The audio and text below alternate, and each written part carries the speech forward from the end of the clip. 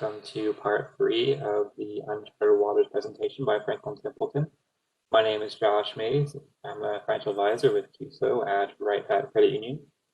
And today we're talking about living with market volatility. So that has been a good part of our life in the markets the last couple of years. Volatility goes both ways. So the spring of 2020, we saw markets sell off pretty sharply, then just to rebound and go to new all-time highs. And as we talk today, the markets have been down a little bit the last couple of weeks, but they're still hovering around all-time highs.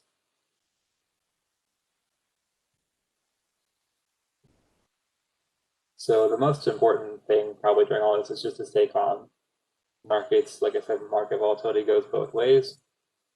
So just stay calm, keep your plan in perspective, keep your objectives clear, and just stick to it. Just adhere to your plan and stick to your goals.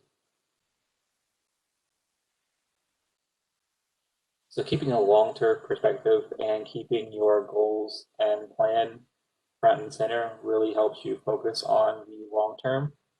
Because if we look back at the different crises we've experienced from the 1970s to today, if you would have invested and stayed invested during this time, you would actually have 1.4 million investing 10,000 in 1970.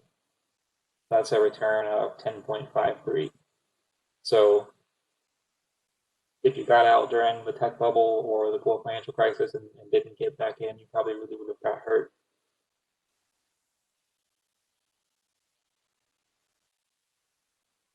So one of the biggest issues probably is tuning out the noise. There's so much pressure from different media sources. It doesn't matter where you look. It's cable, radio, social media, YouTube. Doesn't matter where you're at or where you're looking. There's all kinds of noise and opinions and alarm bells ringing. The biggest thing is just to stay calm, do some yoga, sip some tea, go for a walk, whatever you need to do. Just stay calm and stay focused on your goals.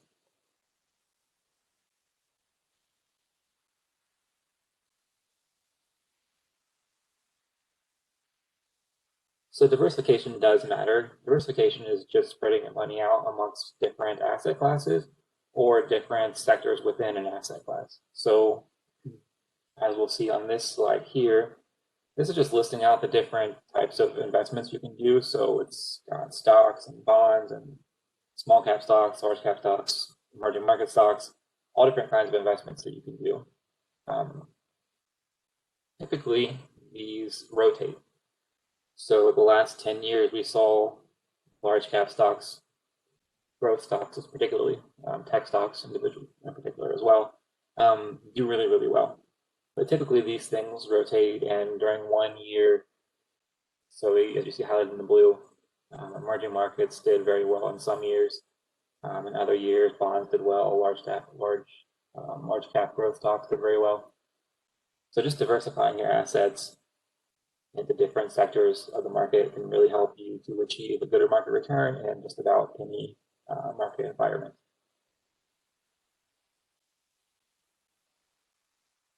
This is what people do typically. Chasing winners is a pretty big one. I see a lot.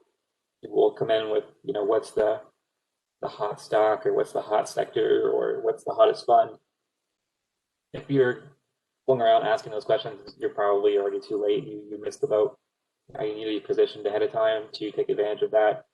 That's why analyzing, as we talked about in part 2, analyzing the markets as a whole and not making a decision in a silo, planning ahead and analyzing all market data can really help you position ahead of time and be prepared for those events.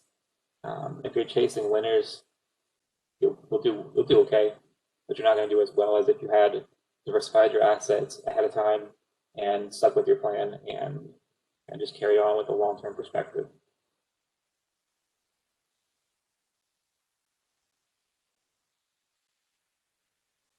So remembering your strategy, having a clear, written, concise plan, having long-term goals, that's really the best way for you to maximize your performance in the stock market. And staying invested. So even though things get scary, as we talked about in section 2, pulling out and putting it in cash, putting all your money in cash, probably isn't the best way to go. You saw some of the other stocks, if you just stayed invested, you would have averaged a really decent return, whereas money markets, adjusted for inflation, are paying a negative interest rate.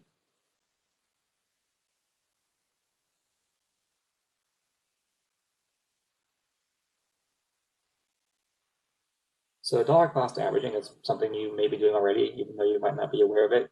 401k plans, if you're doing a monthly IRA contribution, or if you're doing a monthly contribution into like a 529 plan, or just a regular investment account even,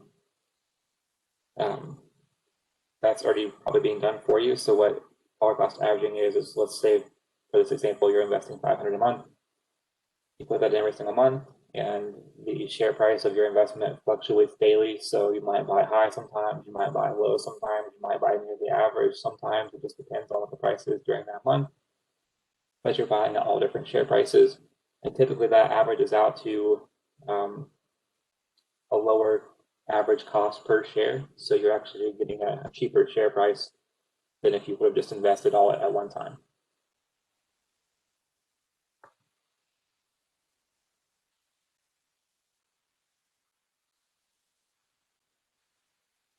So on average, you would save about 23 cents per share by doing dollar cost averaging.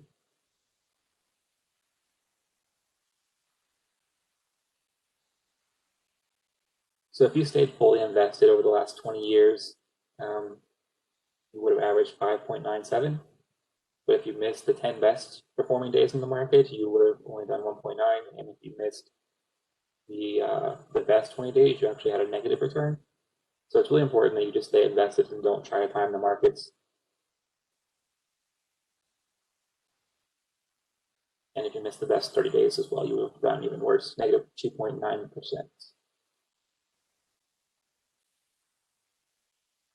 So this is just showing you where timing the market might not always work out the best, because it's hard to do, first of all. And second of all, usually following those really bad days is a pretty good day.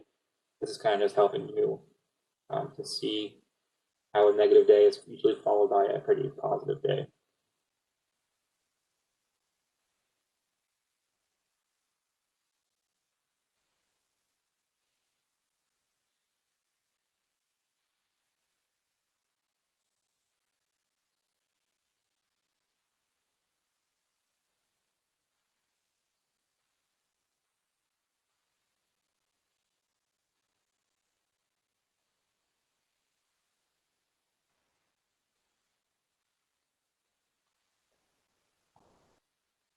Some of the key takeaways are we've seen multiple market corrections in the past, but most of the time those are just short term. And if you have patience and focus on your goals and your plan, you'll come out ahead and way on top with performance.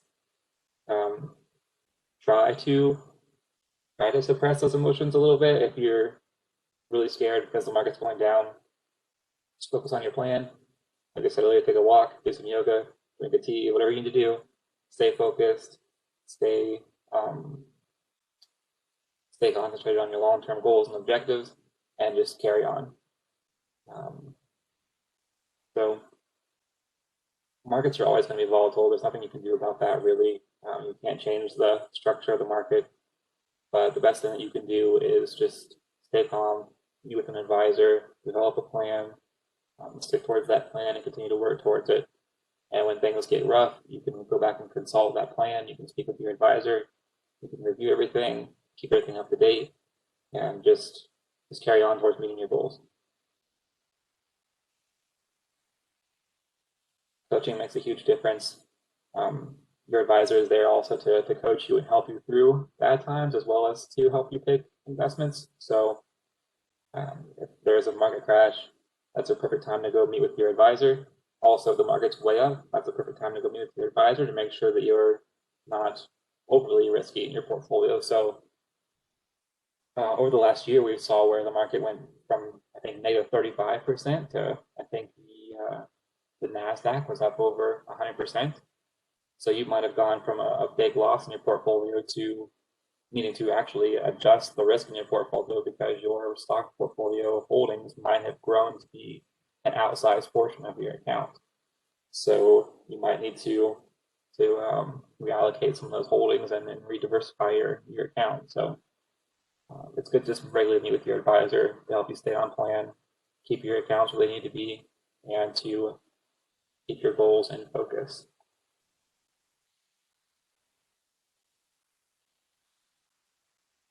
So if you have any questions, my information will be on the last slide. You can give us a call or send an email. I'd be happy to meet with anyone that has questions. And I appreciate you tuning in, and have a great rest of the day.